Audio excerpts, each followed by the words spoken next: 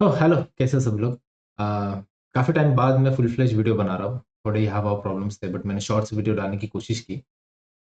आज हम स्पेसिफिकली बात करने वाले हैं एचडीएफसी लोन के ऊपर। Not only this is not only focused about HDFC loan, but कोई भी एजुकेशन लोन है उसके बारे में हम फोकस करने वाले हैं। और थ्रू दिस वीडियो मैं जितना हो सके आपको एक इन्फॉर्मेशन देना चाहूँगा कि मैं कैसे ये प्रोसेस के थ्रू गया हूँ और आप कौन से प्रोसेस से बच सकते हो और क्या नहीं कर सकते। It is not limited to the HDFC but also for the ICIC और SBI anything.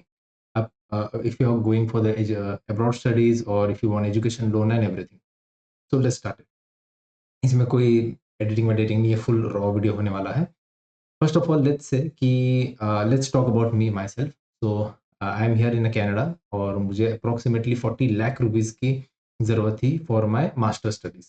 So I call H D F C. Actually I was through the college point which is a counsellor and they hand my case over to the H D F C Credila. H D F C Credila ही मैंने क्यों choose किया? Because when I went to the I C I C I के पास they were having very good scheme, like if your college falls under their elite list, उनके पास एक elite list होता है, जैसे एरिज़ोना स्टेट यूनिवर्सिटीज़ हो गई, university of Calgary या फिर कार्लेटन यूनिवर्सिटी हो गई, तो उनके लिए उनके पास एक स्पेशल इंटरेस्ट रेट्स होते हैं, जहाँ पे which is approximately from 8 to 10, I don't know approximately, but मेरा यूनिवर्सिटी जो था, सेंट मेरी यूनिवर्सिटी, वो उनकी एलिट लिस्ट में था नहीं, तो मैंने वो कैंसल कर लिया। Talking about SBI strictly they want something to be kept, like collateral, कोई collateral चाहिए, घर चाहिए या फिर ज़मीन चाहिए, something and all, which I don't wanted. So I went to the HDFC Credila. Talking about HDFC Credila, HDFC Credila के if you want to go, I will say कि किसी के थ्रू जाइए, जैसे कि बहुत सारे ऐप्स होते हैं, ज्ञान धन या फिर स्कॉलर्स एंड समथिंग समथिंग होते हैं, उनके थ्रू ही जाइए। आपको बेस्ट सर्विस देने की वो लोग ज़्यादा कोशिश करेंगे, या फिर अब जान पहचान हो तो ठीक है।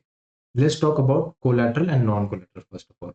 Uh, Many of my friend has taken non-collateral because मैंने जब छानबीन की, मैंने पूछताछ की कोलेटरल के बारे में, तो लोग ने कहा कि एचडीएफसी में थोड़े बहुत प्रॉब्लम होते हैं। I don't know how true it is, but they say if you go through HDFC for a collateral one, they will give you a nice interest rate, like 10% दे सकते हैं। But the problem is that after completing loan और everything, वो properties के कागज़ात शायद से कुछ तो रिलीव नहीं करते बहुत ईज़िली, और बहुत सारे प्रॉब्लम्स क्रिएट करते हैं और बहुत सारी इश्यूज़ होते हैं। और वैसे भी इफ यू से मैं ऐसे टाइप का रिस्क लेना नहीं चाहता जहाँ पे मैं मेरी फैमिली की प्रॉपर्टी और समथिंग मैं गिरवी रखना चाहूँगा। So I choose let's go for the non collateral. Non collateral में HDFC had given me 11.75 interest rate. I know it's bit high, but non collateral होने के कारण मुझे लेना पड़ा। यस, और ये 11.75 कोलैटरल में एक गारंटियर रखना पड़ता है। I made my mother as my guarantor. So अगर आगे जाके मैं लोन रीपे नहीं कर पाया, then they will go after my mother to take the money. Uh, ये हो गई बात कोलैटरल और कोलैटरल के बारे में। नाउ लेट्स टॉक अबाउट कि 11.75 के इंटरेस्ट रेट वो कैसे और कहाँ-कहाँ वो लोग चार्जेस करेंगे आपको। सबसे पहले आपको प्री प्रोसेसिंग फीस देनी पड़ती है, व्हिच इज़ अप्रॉक्सिमेटली, डिपेंड आप कितना लोन ले रहे हो उसके हिसाब से, 40,000 भी हो सकता है, 80,000 भी हो सकता है, 1 लाख भी हो सकता है। तो आपको प्री प्रोसेसिंग फ़ी देना पड़ेगा। प्री प्रोसेसिंग फ़ी देने के बाद सब चीज़ वो लोग चेक करेंगे और उसके बाद आपको एक सर्टेन अमाउंट अलोकेट करेंगे कि for me it was 35 lakh rupees. A, they told मी कि आपको 35 लैक्स मैक्स अमाउंट मिल सकता है, उसके ऊपर नहीं। उसके बाद they told me to make an HSBC account. HSBC का एक अकाउंट होता है, वो बनाने बोला था, यानी कि मेरे जो एचडीएफसी क्रेडिला से जो पैसे आएँगे वो एचएसबीसी अकाउंट में जाके ब्लॉक हो जाएँगे। एचएसबीसी एक एनआरआई, एनआरओ अकाउंट वो लोग ने मुझे क्रिएट करने बोला था, जहाँ पे मेरे पैसे जो है वो ब्लॉक हो जाए। एंड फर्स्ट ऑफ ऑल आपका जो डिसबर्समेंट होता है वो हमेशा सॉरी, जो आपका इंटरेस्ट रेट होता है वो हमेशा डिसबर्स अमाउंट पे होता है, यानी कि अगर आपने 35 लाख रुपीज़ का लोन लिया होगा तो उस पे फुल इंटरेस्ट नहीं गिरेगा, आपने जितना भी अमाउंट लिया होगा। For for me I have taken approximately 25 lakh rupees का disbursement. So 25 lakh rupees from HDFC Credila went to HSBC and from that day मेरा इंटरेस्ट जो स्टार्ट हो गया था on 35 lakh rupees.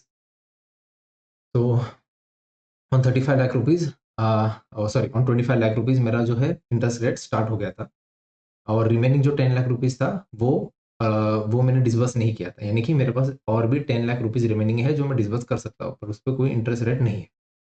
After that जैसे आपका मनी उसके अंदर आएगा, आपसे लोग एक तो प्री प्रोसेसिंग फ़ी तो पहले ही ले चुके रहेंगे, सेकंड फ़ी रहेगा, वो है आपका health insurance, sorry life insurance. Life insurance इसके लिए क्योंकि भगवान ना करे कुछ हो, बट आगे जाके अगर कुछ भी होता है, तो आपके जो गारंटियर है उनके ऊपर कुछ प्रेशर नहीं आएगा, वो सारा जो मनी है, वो इंश्योरेंस के थ्रू क्लियर हो जाएगा। इंश्योरेंस भी काफ़ी कॉस्टली होता है, approximately 50, 60 to 80,000 rupees depend on loan amount. आपका हेल्थ लाइफ इंश्योरेंस बनने के बाद, प्री प्रोसेसिंग फ़ी लेने के बाद, वो सारे पैसे कट के आपके एचएसबीसी ब्लॉक अकाउंट में आएँगे। एक बार एचएसबीसी ब्लॉक अकाउंट में आ गए, तो उसके बाद आपको जो है एक थर्ड पार्टी के थ्रू वो लोग इंट्रोड्यूस करवाते हैं। मेरे टाइम में था WSFX नाम की कंपनी थी। थर्ड पार्टी रहती है जो आपके फॉरेक्स ट्रांज़ैक्शन करते हैं। Like it was in INR, so वो आईएनआर टू कैड जो कनेडियन डॉलर है, उनमें वो लोग ट्रांसफ़र करके आपको कॉलेज फ़ी और जीआईसी भर देंगे। So I have to generate a bill for the GIC and a college fee and I have to send it to the HSBC and WSFX. So WSFX क्या करती है, आपको जो ब्लॉक अकाउंट में money है उसको रिलीज करती है थ्रू HDFC।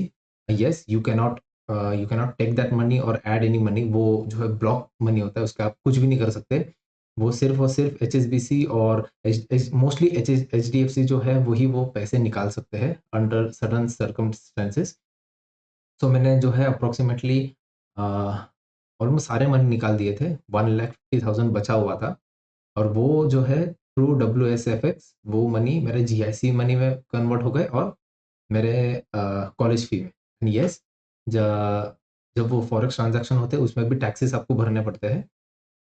टैक्स के ऊपर मैं अलग से एक वीडियो बनाऊँगा। तो और डिपेंड आपकी फ़ीस, प्रोसेसिंग फ़ीस और उसमें भी काफ़ी ज़्यादा पैसे इधर-उधर कटते हैं। Approximately for 10 lakh rupees depend करो आप 10,000 से 15,000, 20,000 डिपेंड करता है। उस टाइम कैसा क्या रेट है, उस हिसाब से आपके मनी कटते हैं, पूरे मनी आपके नहीं जाते। हुँ, ये जैसे होने के बाद अ, जो है आपके यूनिवर्सिटी में पैसे पहुँच गए and you are done. Let's talk about the interest rate. Okay, when we talk about the interest rate, giving my example, समझो कि आपने 35 लाख रुपीज़ का लोन लिया है 15 साल या 12 साल के लिए। उसके ऊपर अब 11.75 का इंटरेस्ट लगेगा, यानी रफली 4,10,000 का एनुअल इंटरेस्ट रेट लगेगा फ्रॉम डे 1, जिस टाइम से आपने लिया। मैंने अगर 35 लाख पूरा डिस्बर्स किया तो। जो मंथली पड़ता है 35 लाख रुपीज़, यानी 35 लाख का सिर्फ इंटरेस्ट, सॉरी 35,000 रुपीज़ का सिर्फ इंटरेस्ट मुझे हर मंथ देना है। अ, 12 साल या 15 साल के लिए। फ्रॉम डे 1 जब मैंने मैंने उन लोग से पैसे लिए।